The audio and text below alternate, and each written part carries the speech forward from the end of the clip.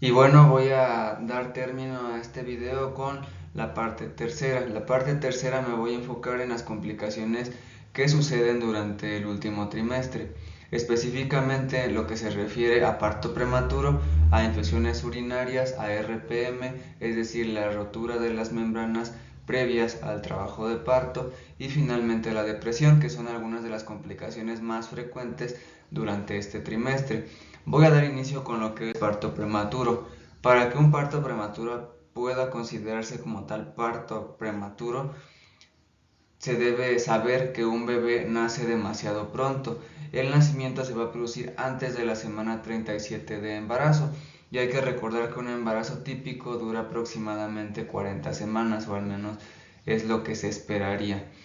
Sin embargo, dentro del parto prematuro se sugiere una clasificación donde un parto prematuro extremo se va a referir a que el bebé básicamente nace entre la semana 20 y la semana 25, lo cual va a cargar consigo una serie de efectos perjudiciales en el bebé, donde en algunas ocasiones se puede llegar hasta el fallecimiento de este debido a el mismo parto prematuro y de todos los cuidados que requiere a veces el bebé en el hospital. Ahora, ¿cuáles van a ser algunas de las estadísticas significativas?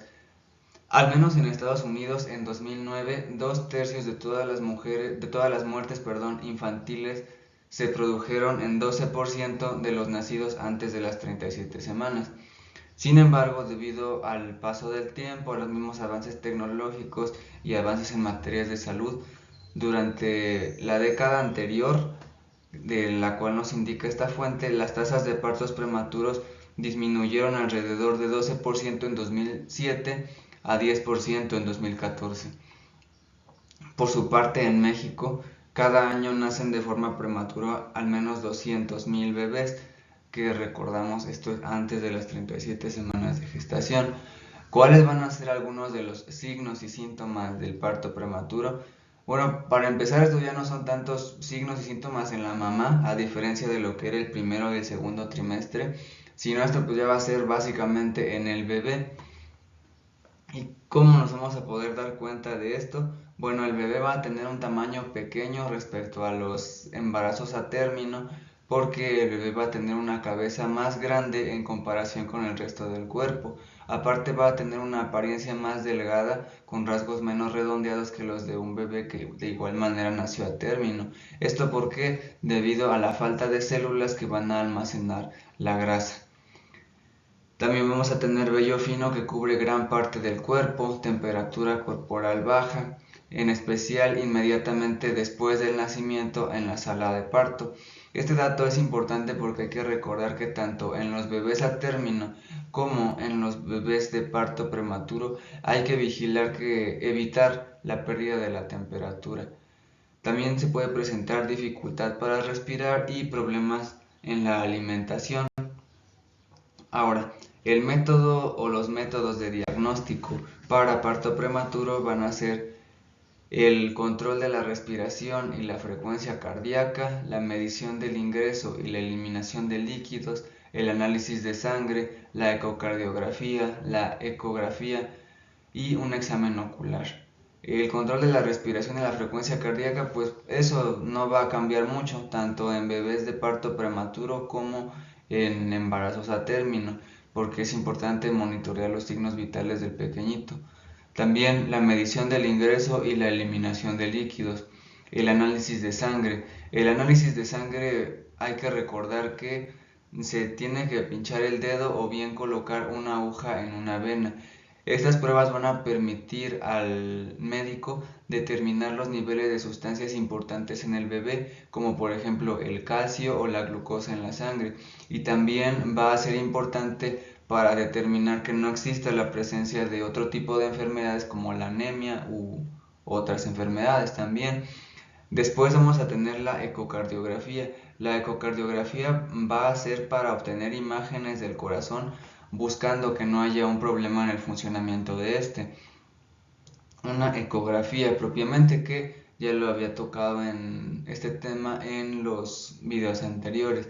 La ecografía va a buscar imágenes que puedan buscar un sangrado o acumulación de líquido en el corazón, o bien incluyendo otros órganos como lo son el estómago, el tracto digestivo, el hígado o los riñones. Y finalmente vamos a encontrar el examen ocular. En el examen ocular, un oftalmólogo específicamente va a revisar al bebé buscando que no tenga problemas en su visión, específicamente en la retina. Ahora, ¿cuál va a ser nuestro tratamiento o bien el tratamiento que se sugiere para parto prematuro? Va a ser la atención complementaria. En esta atención complementaria vamos a encontrar signos vitales, sonda de alimentación, recepción de sangre, colocación en una incubadora. Esto de forma general, pero ahorita lo voy a abordar de un poco más específicamente. También vamos a tener los medicamentos y la cirugía. Los medicamentos se van a administrar medicamentos al bebé por diferentes motivos, incluyendo algún daño en el pulmón, algún daño en el corazón, etc. Ahora, la cirugía. En ocasiones se va a necesitar de una cirugía para tratar los problemas de salud de un bebé prematuro.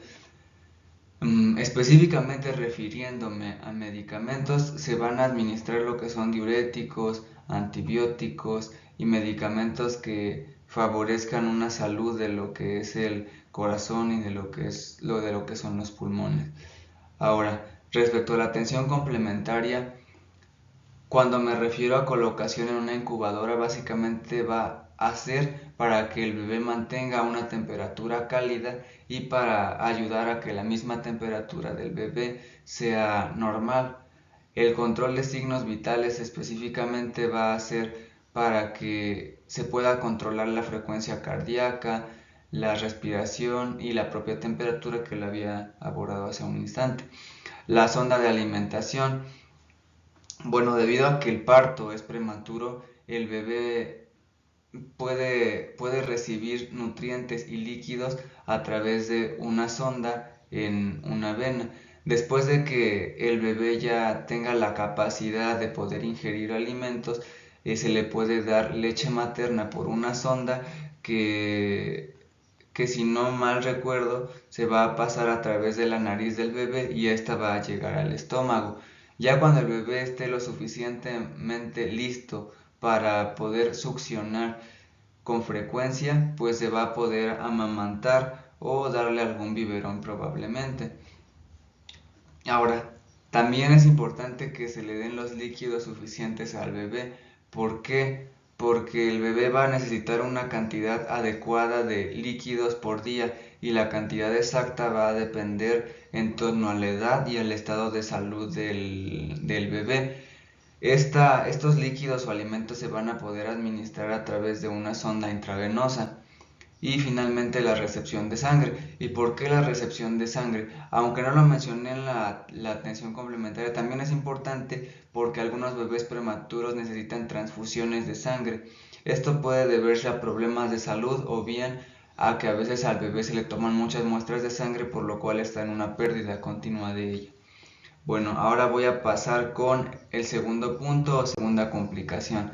La segunda complicación se va a referir a las infecciones urinarias. ¿Qué va a ser una infección urinaria? Pues va a ser una infección que se va a producir en cualquier parte del sistema urinario, ya sea en los riñones, la vejiga o la uretra. Bueno, el embarazo va a favorecer la aparición de infecciones urinarias debido a los cambios hormonales que en ocasiones se presentan. La mayor posibilidad de llegada de gérmenes desde otras partes del organismo al riñón debido al aumento de la circulación sanguínea general que se va a dar en el embarazo. Esto puede ser alguna de las posibilidades que favorecen a las mismas infecciones urinarias. Ahora, ¿cuáles van a ser los signos y síntomas de estas infecciones? Bueno, va a ser un dolor o ardor al orinar. También vamos a encontrar la necesidad de orinar con más frecuencia de lo habitual, sensación de urgencia al orinar, sangre o moco en la orina, escalofríos, fiebre, sudor, fuga de orina, el despertarse del sueño para orinar también y que la orina en ocasiones se vea nublada, que huela mal o bueno, con un olor un poco peculiar o fuerte. Es importante atender las infecciones urinarias. ¿Por qué? Porque sí pueden perjudicar al bebé, entonces estas hay que tratarlas de inmediato para que el bebé o el producto no se vea perjudicado principalmente. ¿Cuál va a ser el método de diagnóstico? Bueno, el método de diagnóstico básicamente va a ser que va a ser el análisis de orina y el urocultivo, ya que usualmente van de la mano. Hay que recordar que el urocultivo va a ser el cultivo de orina para diagnosticar algún síntoma de infección del tracto urinario o de una infección asintomática en pacientes con riesgos de infección, que en este caso nos estamos refiriendo específicamente a las embarazadas. ¿Cuál va a ser el tratamiento para una infección urinaria? En el caso del tratamiento para una infección urinaria sintomática no va a cambiar por el embarazo, excepto que deben evitarse algunos fármacos que puedan dañar al feto. Entre estos fármacos vamos a encontrar la cefalexina, la nitrofurantoína y el trimethoprim o combinado con sulfametoxazol. Ahora, es importante señalar que tanto la nitrofurantoína como el trimethoprim solamente se tienen que administrar básicamente durante el primer trimestre, cuando no haya otras alternativas disponibles básicamente. Ahora voy a pasar con nuestra tercera complicación. Bueno, la tercera complicación, mejor dicho. ¿Cuál va a ser? Como ya lo había mencionado, es la rotura de las membranas previa al trabajo de parto.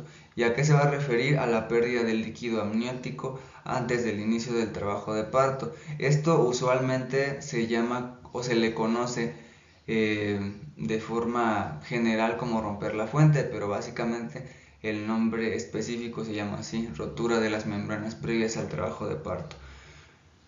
¿Cuáles van a ser las estadísticas significativas sobre esto?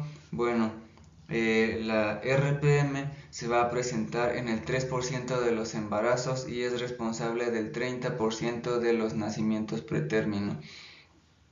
Y esto podemos darnos cuenta porque, bueno, usualmente tenemos varias conocidas que señalan que su indicador para saber que el bebé ya estaba por nacer fue que se le rompió la fuente. Ahora, esta va a ser una causa importante de mortalidad materna y se le ha relacionado hasta con un 10% de la mortalidad perinatal. ¿Cuáles van a ser los signos y síntomas? Específicamente en esta complicación únicamente va a ser uno solo. ¿Y cuál va a ser? La pérdida de un chorro repentino de líquido por la vagina, que da la sensación de que te hiciste pipí o pues ves algo mojado y pues va a ser el síntoma principalmente. ¿Cuál va a ser el método de diagnóstico? Se va a realizar un examen con espéculo estéril para verificar la prematura de las membranas. Se va a estimar la dilatación cervical y se van a obtener muestras de cultivos cervicales.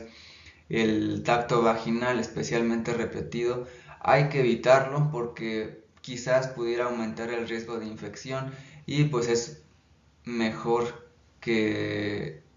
sí es mejor evitarlo porque para que no se anticipe un parto inminente que probablemente no se tendría que dar. Ahora, el tratamiento. El tratamiento pues ya no es así como que te puedan dar un medicamento o algo que requiere una terapia, a diferencia de otras complicaciones. Aquí se tiene que extraer el feto si hay compromiso fetal o si hay alguna infección o la edad gestacional es de menos o igual a 34 semanas. De otro modo solamente se va a sugerir un reposo pelviano, una monitorización estricta, así como el consumo de algunos antibióticos y de corticoides también. Y bueno, este video va a concluir con algo muy común en las mujeres, que va a ser la depresión en el embarazo. La depresión se va a referir a cambios leves en el estado de ánimo, los cuales van a ser sentimientos de preocupación, infelicidad o bien agotamiento que muchas mujeres pueden experimentar durante las primeras 2 semanas después de dar a luz, pudiendo incluir alguna sensación de vacío o que no tiene felicidad por el acontecimiento que acaba de suceder, pero usualmente es normal. ¿Cuáles van a ser algunas estadísticas relevantes? Las estadísticas se van a referir a que la depresión postparto va a ser un trastorno mental afectivo severo, por decirlo de alguna manera, que va a afectar hasta el 56% de las mujeres latinas.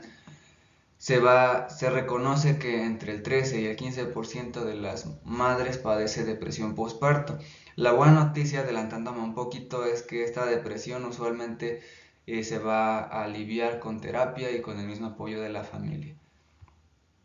Bueno, ahora, ¿cuáles van a ser algunos indicadores, signos o síntomas sobre la depresión? Encontramos la agitación y la irritabilidad, cambios en el apetito, sentimientos de inutilidad o de culpa, sentirse retraída o desconectada, una falta de placer o interés en la mayoría de las actividades, la pérdida de la concentración, incluso pérdida de energía y algunos problemas para realizar las actividades que usualmente se hacían de manera cotidiana.